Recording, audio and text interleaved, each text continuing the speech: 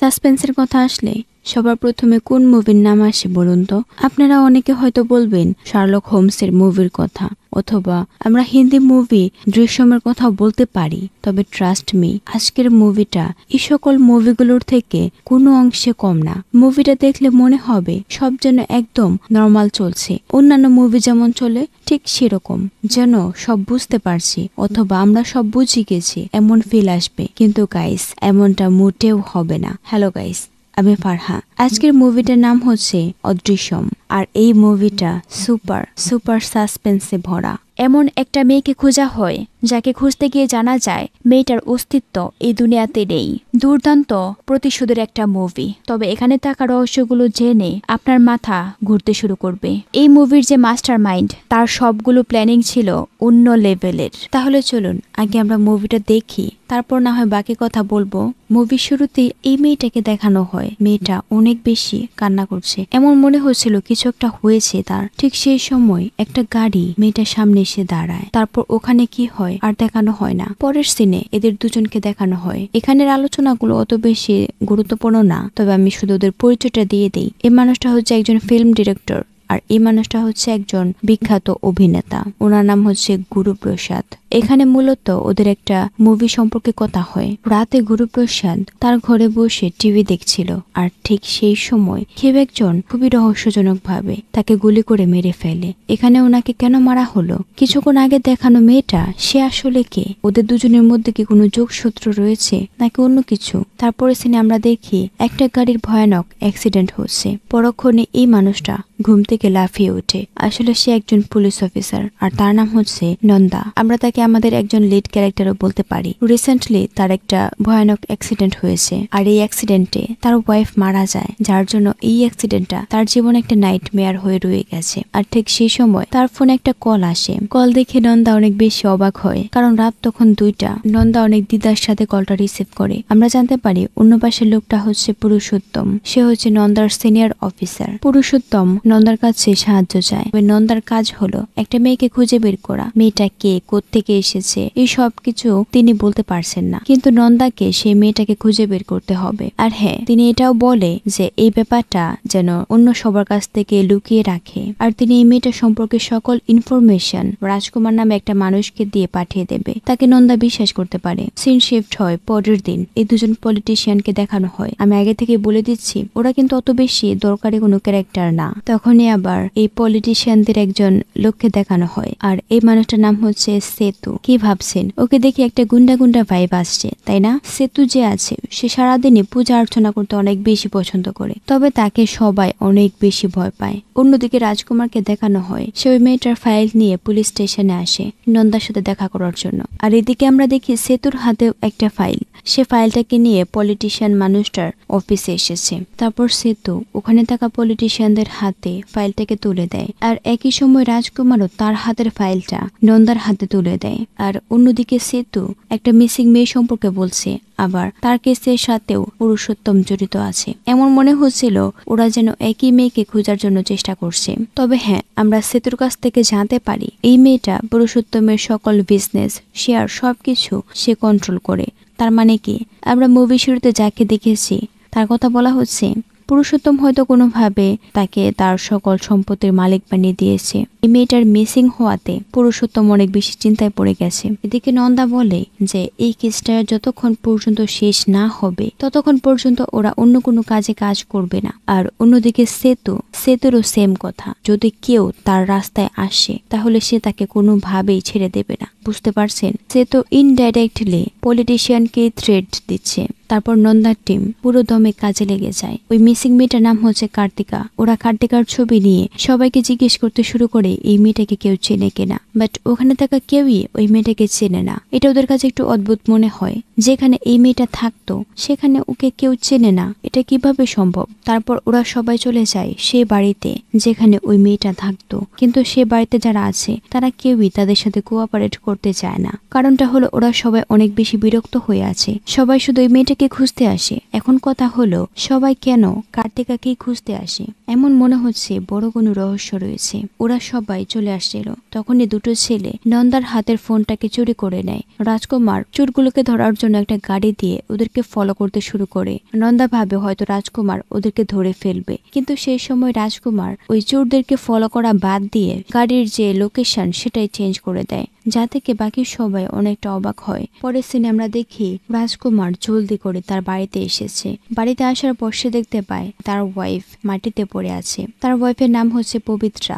পবিত্রা চলতে পারে না, যার জন্য রাজকুমার তার ওয়াইফের দেখাশোনা নিজেই করে, আবার বাসার সকল কাজই সে করে। রাজকুমার পবিত্রাকে ওষুধ খাইয়ে দেয়, তারপর আবার ভাত এনে ভাতও খাইয়ে দেয়, কিন্তু পবিত্রা ভাত খেতে চায় না। তাই রাজকুমার মন খারাপ করে তাদের ছবি দেখতে শুরু করে। এটা দেখে পবিত্রা নিজের হাতে খাওয়ার চেষ্টা করে। সিন শিফট হয়, আমরা দেখি নন্দু আর তার লোকজন পুরুষোত্তমের বাড়িতে এসেছে, আর অন্যদিকে সেতু আর তার দলবল একটা মানুষের সাথে দেখা করতে এসেছে। সেতু একটা ধারালো নাইফ নিয়ে মানুষটার গলায় ধরে আর তাকে সেই মেয়েটার ব্যাপারে জিজ্ঞেস করে। বেচারা ভয়ে লোকটার গলা শুকিয়ে আসে। লোকটা ভয়ে ভয়ে বলে এই মেয়েটা পুরুষোত্তমের সকল বেনামি সম্পত্তির দেখাশোনা করে, তার সাথে তার 2 থেকে 3 বার দেখা হয়েছে, কিন্তু সে তাকে অত বেশি চেনে না। সেতু এটুকু ইনফরমেশন পেয়ে খুশি হয় না, তারপরও সে কোনো উপায় না পেয়ে লোকটাকে ছেড়ে দেয়। অন্যদিকে নন্দা কার্তিকার ছবি দেখিয়ে পুরুষোত্তমের ওয়াইফ আর ছেলেকে জিজ্ঞেস করে তারা এই মেয়েটিকে চেনে কিনা, কিন্তু ওরা দুজনই না করে দেয়। এটা শুনে নন্দা একটু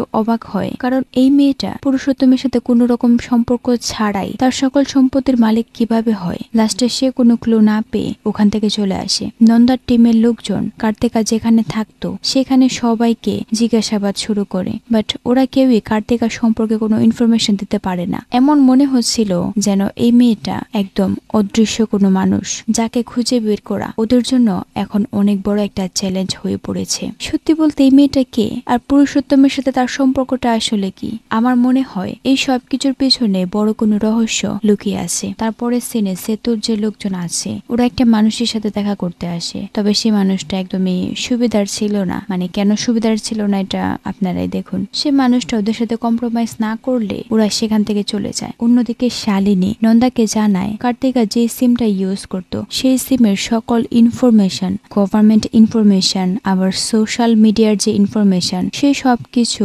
ডিলিট করে দেওয়া হয়েছে। এমন মনে হচ্ছিল কার্তিকা নামের কেউ এই দুনিয়াতে এক্সিস্টই করে না। ওরা এই কেস সম্পর্কে কোনো কুলকিনারা খুঁজে পাচ্ছিল না। এর মধ্যে একদিন নন্দা আর তার টিমের সবাই রাজকুমারের বাড়িতে আসে। ওখানে আসার পর ওরা সবাই জানতে পারে তার ওয়াইফ যে আছে সে প্যারালাইজ, আবার বাসার সকল কাজই রাজকুমারকে করতে হয়। আর এই সব কিছু দেখে শালিনী রাজকুমারের উপর আরো বেশি ইমপ্রেস হয়ে পড়ে। হ্যাঁ, ইমপ্রেস হবে না কেন, এমন স্বামী তো সবাই চায়। তারপরে সিনে আবারও এই মানুষটাকে দেখানো হয়। আসলে এই মানুষটার ক্যারেক্টার একদমই ভালো না। সে মহিলাদের সাথে ভিডিও কলে অবৈধ কাজ করে, আর এইবার সেতুর 2 জন লোক তাকে একদম ট্র্যাপ করে ফেলে। ওরা তার ভিডিও বানিয়ে ব্ল্যাকমেল করতে শুরু করে। লাস্টে নিজের মান-ইজ্জত বাঁচাতে মানুষটা বলতে শুরু করে। আর তখন আমরা জানতে পারি পুরুষোত্তমের স্টেলা নামের একটা মেয়ের সাথে সম্পর্ক ছিল, আর কিছুদিন আগে স্টেলা নামের সেই মেয়েটা মারা যায়। সেতু এই মানুষটার কাছ থেকে শুধুমাত্র এইটুকু ইনফরমেশন পায়। অন্যদিকে নন্দা আর তার টিমের লোকজন গভীর রাতে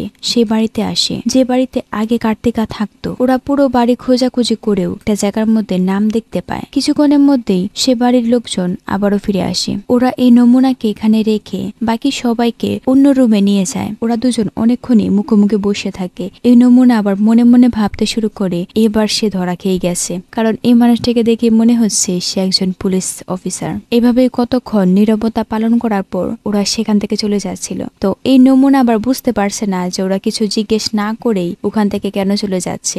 মধ্যে থেকে শালিনী আবার বলে যে স্যারের সবকিছু জিজ্ঞেস করা হয়ে গেছে, তার মধ্যে আবার ওরা সব উত্তরও পেয়ে গেছে। এটা শুনে তো এই নমুনার মাথায় নষ্ট হয়ে যায়, যার জন্য সে জোর করতে শুরু করে তাকে জিজ্ঞাসাবাদ করার জন্য। আর এই লোকটাও ওদের পাতা ফাঁদে পা দেয় আর সবকিছু বলতে শুরু করে। সিন শিফট হয়, আমরা দেখি এই মানুষটা রশিতে ঝুলে আছে। নিচে নন্দা আর বাকি সবাই অপেক্ষা করছে, আর উপর থেকে ডেভিড তার রশিটাকে কাটার চেষ্টা করছে। মানে 2 দিক থেকেই বিপদ। বেচারা কোন দিকে যাবে, না পারছে উপরে উঠতে, না পারছে নিচে নামতে।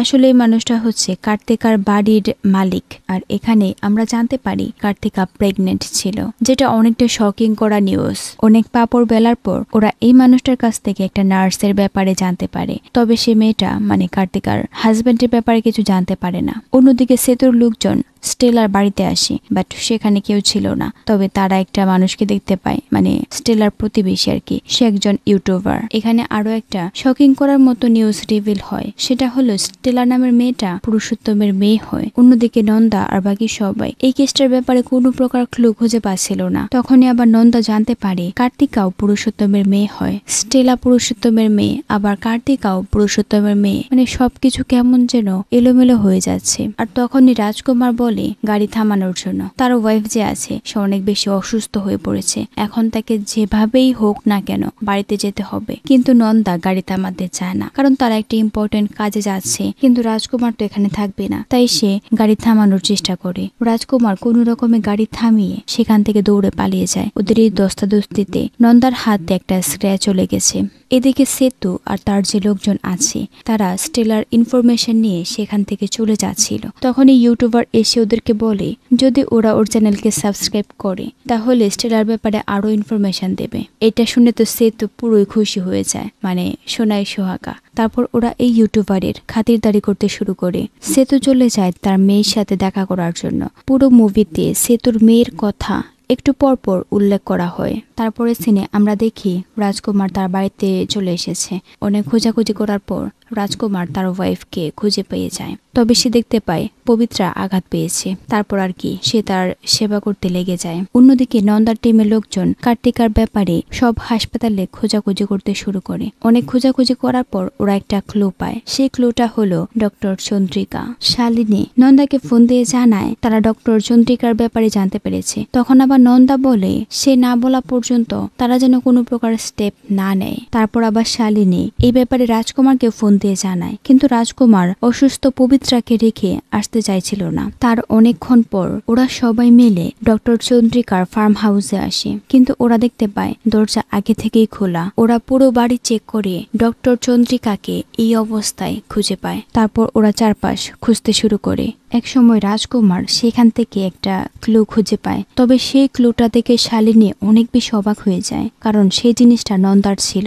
রাজকুমার বলে নন্দা স্যার কেসটাকে সমাধান করছে না, তিনি এই কেসের সাথে সম্পর্কিত সকল ইনফরমেশনকে মুছে ফেলার চেষ্টা করছে। আর এই কথা শুনে শালিনীর মনেও সন্দেহ ঢুকে যায়। ইন রিয়েলিটি নন্দাও ঠিক তেমনটাই করে। নন্দা তার টিমের বাকি সবাইকে বলে এই বাড়িতে আসা তাদের সকল ইনফরমেশন যেন ওরা মুছে দেয়। এখানে এসব হচ্ছেটা কি, এই কেসের সাথে তার সম্পর্কটা আসলে কি। অন্যদিকে সেতুর যে লোকজন আছে তারা সেই ইউটিউবারের কাছ থেকে জানতে পারে একটা মানুষ স্টেলাকে খুঁজতে এসেছিল, তবে সেই মানুষটা পুরুষোত্তমের বাড়ির কেউ হয় না। সে মানুষটাকে দেখতে অনেকটা পুলিশ অফিসারের মতো দেখাচ্ছিল। আরো একটা মেজর প্রশ্ন হলো স্টেলার বাড়িতে কে গিয়েছিল। সেই ইউটিউবারে বলা কথা মতো সেই মানুষটা কি নন্দা ছিল। এখন সন্দেহর তীর নন্দার দিকে। তার সাথে আমরা এটাও জানতে পারি শালিনী যখন হাসপাতালে জিজ্ঞাসাবাদ করছিল তখন সেই নার্স তাকে বলেছিল অল্প কিছুক্ষণ আগে কেউ একজন এসেছিল এই মেয়েটাকে খোঁজার জন্য। তাকে দেখে মনে হচ্ছিল সেও একজন পুলিশ অফিসার। এখান থেকে সিন চলে যায় ফ্ল্যাশব্যাকে। আমরা দেখি নন্দা গাড়ি চালিয়ে যাচ্ছিল, তখনই তার একটা ভয়ানক অ্যাক্সিডেন্ট হয়। তার কিছুক্ষণ পর কার্তিকা কান্না করতে করতে হাসপাতালে আসে, আর সে সবাইকে জিজ্ঞাসাবাদ করতে শুরু করে তার হাজব্যান্ড কেমন আছে। তার হাজব্যান্ড ছাড়া তার এই দুনিয়াতে কেউ নেই। পরে সে ডাক্তার চন্দ্রিকার কাছে গিয়ে অনেক কান্না করতে শুরু করে, যাতে করে তারা যেন তার হাজব্যান্ডকে বাঁচিয়ে দেয়। অবাক করার বিষয় হলো সেখানে আমরা গুরুপ্রসাদকেও দেখতে পাই, কিন্তু ডাক্তার চন্দ্রিকা কার্তিকাকে কোনো প্রকার সাহায্য করতে রাজি হয় না। আর কার্তিকার যে হাজব্যান্ড সে গুরুতরভাবে ইনজিওর হয়েছে, তাকে ভালো করার জন্য অনেক টাকার প্রয়োজন। বেচারি কার্তিকা প্রচন্ড কষ্টে কান্না শুরু করে। তখন গুরুপ্রসাদ তাকে বলে আমরা ওই মেয়েকে সাহায্য করতে রাজি আছি, তবে আমাদের একটা শর্ত আছে। শর্তটা হলো কার্তিকার কাছ থেকে ওরা একটা বাচ্চা চায়, তাও আবার সেরোগেসের মাধ্যমে। এই ব্যাপারে জানার পর কার্তিকা কোনোভাবে রাজি হতে চায় না। ডাক্তার চন্দ্রিকার জোরাজুরিতে তার মধ্যে আবার তার স্বামীর জন্য সে রাজি হয়ে যায়। একদিকে তার গর্ভে গুরুপ্রসাদের সন্তান বড় হচ্ছে, করছে, অন্যদিকে তার যে স্বামী আছে তার স্বামীর চিকিৎসা হচ্ছে। আর এভাবে 4 মাস পার হয়ে যায়। এই 4 মাসের মধ্যে কার্তিকা একবারের জন্য তার স্বামীর সাথে দেখা করতে পারেনি। একদিন কার্তিকা হাসপাতালে আসে তার স্বামীর সাথে দেখা করার জন্য, কিন্তু ডাক্তার চন্দ্রিকা তাকে অনেক বুঝিয়ে সুঝিয়ে বাড়িতে পাঠিয়ে দেয়। এভাবে আরো 1 মাস পার হয়ে যায়। তবে কার্তিকা যখনই ডাক্তার চন্দ্রিকাকে ফোন দেয়, সে দেখে ডাক্তার চন্দ্রিকা তাকে ইগনোর করছে। লাস্টে কোনো উপায় না পেয়ে সে চলে যায় হাসপাতালে। আর তখনই সে যা জানতে পারে তা শুনে তার পায়ের নিচের মাটি একদম সরে যায়। গুরুপ্রসাদ আর তার যে স্ত্রী আছে তাদের ডিভোর্স হয়ে যাচ্ছে। কারণটা হলো এই যে এই বাচ্চাটা গুরুপ্রসাদের না, এই বাচ্চাটা অন্য কারো। আসলে গুরুপ্রসাদের কখনো বাচ্চা হবে না, তবে তার বউ কোনোভাবে এটা জেনে গেছে। এই সব কিছু শুনে কার্তিকার পায়ের নিচের মাটি সরে যায়। কারণ যার জন্য সে এত বড় স্যাক্রিফাইস করছে তারাই এখন বাচ্চা নেবে না। এই বাচ্চা সে এখন কি করবে? অনেক কষ্ট পেয়ে কার্তিকা আবারও চলে যাচ্ছিল। তখন এই নার্সটা কার্তিকাকে বলে ওরা তার হাজবেন্ডকে অন্য জায়গায় নিয়ে গেছে, যাতে করে তার হাজবেন্ড কোনো সমস্যা না করে। তাকে এখন এমার্জেন্সি যে কোনো প্রেস বা মিডিয়ার সাহায্য নিতে হবে, তা না হলে সে তার হাজবেন্ডকে খুঁজে পাবে না। এসব শুনে কার্তিকার মাথায় আকাশ ভেঙে পড়ে। মানে কার্তিকার জীবনে সবকিছু একদম ওলটপালট হয়ে গেছে। সে অনেক বেশি রাগ হয়ে ডাক্তার চন্দ্রিকার কাছে এসে তাকে হুমকি দিতে শুরু করে। তাদেরকে এখন তার হাজবেন্ডকে ফেরত দিতে হবে, তা না হলে সে এই ব্যাপারে লিগ্যালি অ্যাকশন নেবে। এক পর্যায়ে কার্তিকা তাকে মারতে নেয়। লাস্টে কোনো উপায় না পেয়ে ডাক্তার চন্দ্রিকা তার কথায় রাজি হয়। সে তাকে বলে বাস স্ট্যান্ডে অপেক্ষা করার জন্য। তিনি নিজে তাকে তার হাজবেন্ডের কাছে নিয়ে যাবে। আর এটা মূলত মুভির প্রথমে দেখানো সেই সিনটাই ছিল। তারা সবাই মিলে কার্তিকার জীবনটাকে জাহান্নাম করে তুলেছে। এদিকে ডাক্তার গুরুপ্রসাদকে ফোন দিয়ে কি হয়েছে সে সবকিছু জানায়। এসব শুনে গুরুপ্রসাদ অনেক বেশি ভয় পেয়ে যায়। কারণ যদি মিডিয়াতে সবকিছু লিক হয়ে যায় তাহলে তার কেরিয়ার একদম ধ্বংস হয়ে যাবে। তাই সে ডাক্তারকে বলে কার্তিকাকে তার কাছে নিয়ে আসার জন্য। ডাক্তারও ঠিক তেমনটাই করে। কিন্তু ডাক্তার যে কার্তিকাকে নিয়ে যাচ্ছে এটা আবার সেই নার্সটা দেখতে পেয়ে যায়। তারপর সেই নার্সটা কার্তিকার সাথে যা কিছু হয়েছে সেই সব কিছু নন্দাকে জানিয়ে দেয়। সেই নার্সকে বলে এই সব কিছু যেন কাউকে না বলে, এই সব কিছু যেন সে ভুলে যায়। অন্যদিকে সেতুর একজন লোক তাকে জানায় যে তাদের সন্দেহর তালিকায় আছে ইন্সপেক্টর রাজকুমার। তারপর রাতের বেলায় শালিনী আর রাজকুমার চলে আসে নন্দার বাড়িতে। ওরা জানতে চায় যে সত্যি সত্যি নন্দা এই সবকিছুর পেছনে আছে কিনা। তবে আমরা এখানে এটাও দেখতে পাই সেতু যে আছে সে রাজকুমারকে ফলো করছে। অন্যদিকে নন্দা কার্তিকার ব্যাপারে জানার জন্য ডেভিডকে একটা মিশন দেয়। সেখান থেকে নন্দা 2টা মানুষের ছবি পায়। এদিকে ওরা দুজন নন্দার বাড়িতে কিছু একটা দেখে একদম থমকে যায়, যেন ওরা কোনো ভূত দেখে ফেলেছে। আর ঠিক সেই সময় নন্দাও বাড়িতে চলে আসে। ওরা দুজন খুব জলদি করে সেখান থেকে চলে যায়। আসলে এই সবকিছু হচ্ছেটা কি? আর এদিকে নন্দা বাড়িতে ঢোকার পর সে অনেক বেশি রহস্যজনক আচরণ করছিল। আর হ্যাঁ, আমি মুভির মধ্যে কথা বলছি, এই মুভিটা অনেক বেশি মিস্টেরিয়াস। এখানে অনেক সিন আগে পিছিয়ে বা অনেক ঝামেলা আছে। তো আমি চাই আপনারা সবাই এটাকে মনোযোগ দিয়ে দেখেন, কারণ এখানে প্রতিটা সিন একটা আরেকটার সাথে কানেক্টেড আছে। তাহলে চলুন আমরা আবার স্টোরিতে ব্যাক করি। আর তখনই আমরা তার সামনে দেখতে পাই একটা চার্টের মতো। আর সেই চার্টের মধ্যে নন্দা সব সাসপেক্টের নাম লিখে রেখেছে। সিন চলে যায় ফ্ল্যাশব্যাকে। আমরা কিছুক্ষণ আগে দেখেছিলাম নন্দার ফোনে 2টা ছবি এসেছে। আসলে সেই মানুষগুলো ছিল গুরুপ্রসাদের বাড়ির কাজের লোক। কাজের লোকের কাছ থেকে নন্দা জানতে পারে কার্তিকা আর সেই ডাক্তার গুরুপ্রসাদের বাড়িতে আসার পর অনেক বেশি ঝামেলা হয় তাদের মাঝে। এক পর্যায়ে গুরুপ্রসাদ প্রচন্ড রাগে কার্তিকাকে ধরে মারতে শুরু করে। প্রচন্ড ব্যথায় কার্তিকার ব্লিডিং হতে শুরু করে। আস্তে আস্তে কার্তিকার শরীর নিস্তেজ হয়ে আসে। ডাক্তার কার্তিকাকে চেক করে দেখে কার্তিকা মারা গেছে। এটা দেখে ডাক্তারের অবস্থা অনেক বেশি খারাপ হয়ে যায়। কার্তিকার বডিটাকে গুম করার জন্য গুরুপ্রসাদ পুরুষোত্তমকে ফোন দিয়ে তার কাছে সাহায্য চায়। আর এটা মূলত পুরুষোত্তম ফ্রিতে করবে না। গুরুপ্রসাদ তাকে বলেছে যদি সে এই বডিটাকে গুম করতে সাহায্য করে তাহলে গুরুপ্রসাদ তার ছেলের মুভিতে কাজ করবে। সো মুভি শুরুতে আমরা যে দেখেছিলাম স্টিফান গুরুপ্রসাদকে একটা মুভির স্ক্রিপ্ট পড়ে শোনাচ্ছিল। তো কাহিনী মূলত এটা। সব টুইস্ট কিন্তু এখানেই শেষ না, আরো অনেক টুইস্ট আছে। তারপর পুরুষোত্তমের কথা মতো কাশি আর তার লোকজন কার্তিকার বডিটাকে নিয়ে যায়। সব জানার পর নন্দা কাশিকে ধরে অনেক মারধর করে। আর এখনই আমরা জানতে পারি ওরা কার্তিকার বডিটাকে কেমিক্যাল দিয়ে পুড়িয়ে দিয়েছে। সেই সাথে তারা বাড়িতে থাকা সকল ইনফরমেশন মুছে দিয়েছে। আবার তারা আশেপাশে সবাইকে ভয় দেখায় তারা যেন কার্তিকার ব্যাপারে কাউকে কোনো কিছুই না বলে, আর এমন একটা সিচুয়েশন ক্রিয়েট করে যাতে করে কেউ কার্তিকাকে খুঁজে বের করতে না পারে। এই সব কিছু জানার পর নন্দার টার্গেট এখন গুরুপ্রসাদ। আর ঠিক সেদিন রাতেই কেউ একজন গুরুপ্রসাদকে মাথায় গুলি করে মেরে ফেলে। তাহলে এই মানুষটা কি নন্দা নাকি অন্য কেউ তাকে মেরেছে? সবকিছু আমাদের সামনে একদম রিভিল হয়ে গেছে, তাই না? আরে আর একটু ধৈর্য ধরুন, এখনো অনেক কিছু বাকি আছে। গভীর রাতে একটা ভয়ানক দুঃস্বপ্ন দেখে নন্দার ঘুম ভেঙে যায়। আর তখনই আবার গুরুপ্রসাদের মৃত্যুর খবরটা নন্দা জানতে পারে। আর এই সবকিছু থেকেও শকিং করা নিউজ ছিল গুরুপ্রসাদের মৃত্যুর জন্য পুলিশ পুরুষোত্তমকে অ্যারেস্ট করেছে। সবকিছু দেখে নন্দা কিছু একটা বুঝতে পারে, তাই সে এই কেসের ফাইলটা ডেভিডকে দিয়ে জলদি করে রাজকুমারের বাড়িতে আসে। কিন্তু রাজকুমারের পুরো বাড়ি একদমই ফাঁকা ছিল। পুরো বাড়ি খুঁজেও নন্দা কিছুই খুঁজে পায় না। হঠাৎ করে নন্দার মনে পড়ে একটা রুমের মধ্যে কুকুর ছিল, তাই সে দেরি না করে সেই রুমের মধ্যে ঢুকে যায়। আর তখন সে দেখতে পায় সেই রুমের মধ্যে কোনো প্রকার কুকুরই ছিল না, ওখানে একটা গ্যাজেট লাগানো। নন্দা সেটাকে ভেঙে ফেলে। সেই রুমের মধ্যে একটা মানুষকে বাঁধা অবস্থায় খুঁজে পায়। এখানে অনেক ইন্টারেস্টিং কিছু রিভিল হবে। নন্দা সে মানুষটার মুখের বাঁধন খুলে দেয়, আর তখনই সে মানুষটা বলে ওঠে, আমি রাজকুমার। What the hell? তাহলে ওই রাজকুমারকে পুরো মুভিতে আমরা যাকে দেখেছি সে আসলে কে? আর এখানের যে টুইস্ট সেটা আমি এখন বলছি আপনাদের সবাইকে। পুরুষোত্তম যে কেসটার ব্যাপারে নন্দাকে বলেছিল সেই কেসের মেইন সাসপেক্ট রাজকুমার, মানে আমাদের ডুপ্লিকেট রাজকুমার। আমাদের যে রিয়েল রাজকুমার আছে সে যখন এই ফাইলটাকে নিয়ে আসছিল তখন সেই ডুপ্লিকেট রাজকুমার তাকে কিডন্যাপ করে নেয়। নন্দা জলদি করে ফাইলটা খুলে দেখে সেখানে যে নিখোঁজ মেয়েটা আছে সে কার্তিকা না, সেই মেয়েটা অন্য একজন মেয়ে। আর সেই মেয়েটা হলো পুরুষোত্তমের নিজের মেয়ে। আর আমাদের যে ডুপ্লিকেট রাজকুমার পুরুষোত্তমের মেয়েকেই তার ওয়াইফ হিসেবে সাজিয়ে রেখেছিল।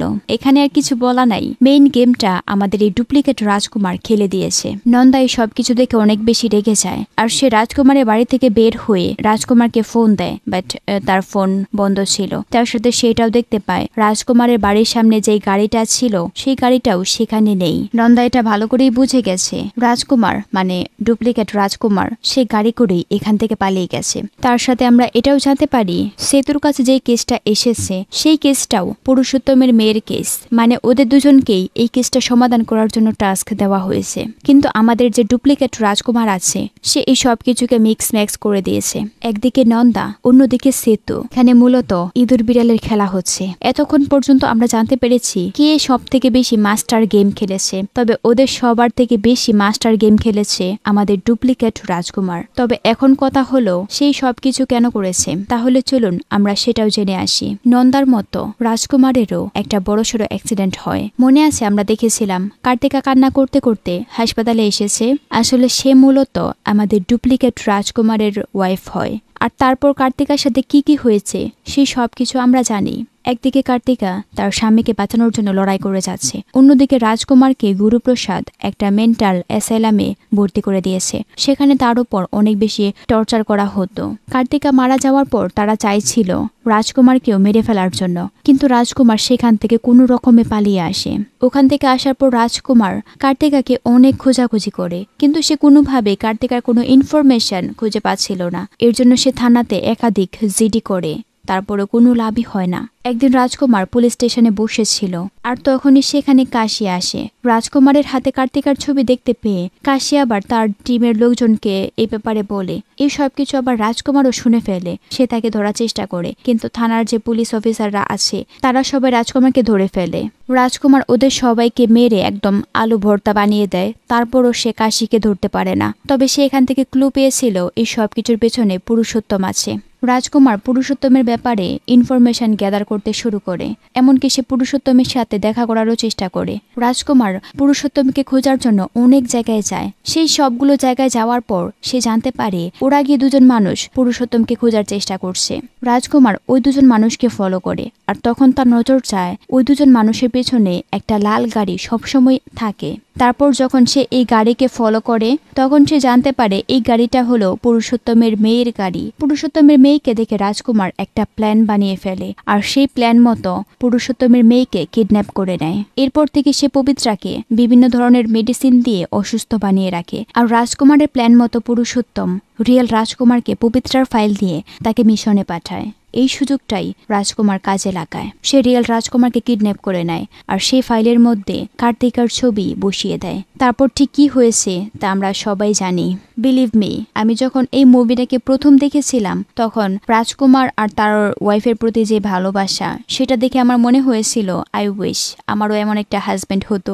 যদিও রাজকুমার তার রিয়েল ওয়াইফ কার্তিকাকে খোঁজার জন্যই সবকিছু করেছে, তারপরও প্রথমের সিনটা দেখে মনে হয়েছিল একদম রিয়েল, এখানে কোনো ঘাত নেই। তার মধ্যে আরো একটা কথা হলো নন্দা আর তার টিমের লোকজন তাদের ইনভেস্টিগেশনের মধ্যে যে সকল ইনফরমেশন পেয়েছে সেই সকল জায়গায় আমাদের ডুপ্লিকেট রাজকুমার আগেই চলে গিয়েছিল। আবার রাজকুমার আর নন্দার মধ্যে গাড়িতে যে দস্তাদস্তিটা হয়েছিল সেখানে রাজকুমার বুদ্ধি করে নন্দার হাত থেকে ব্রেসলেটের কিছু অংশ নিয়ে নেয়। তারপর আবার ডাক্তার চন্দ্রিকার ব্যাপারে ইনফরমেশন পাওয়ার পর সে আগেই ডাক্তারের সাথে দেখা করতে চলে যায়। ডাক্তারের কাছ থেকে সবকিছু জানার পর রাজকুমার তার উপর একটুও দয়া দেখায় না, তাকে সেখানেই মেরে ফেলে।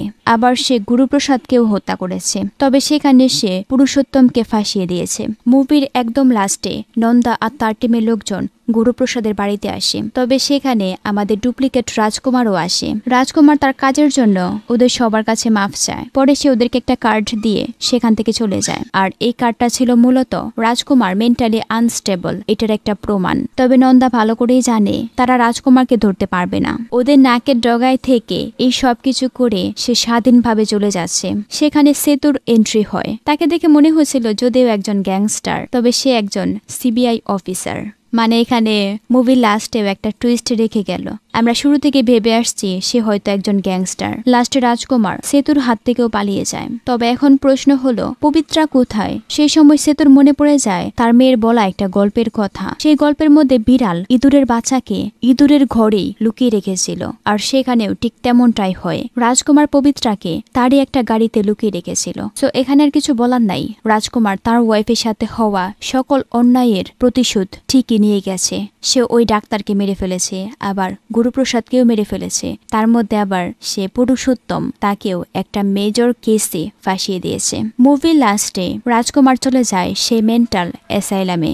দুর্দান্ত একটা এন্ডিং দেখিয়ে এই মুভি এখানেই শেষ হয়ে যায়। সো মুভিটা কেমন লেগেছে?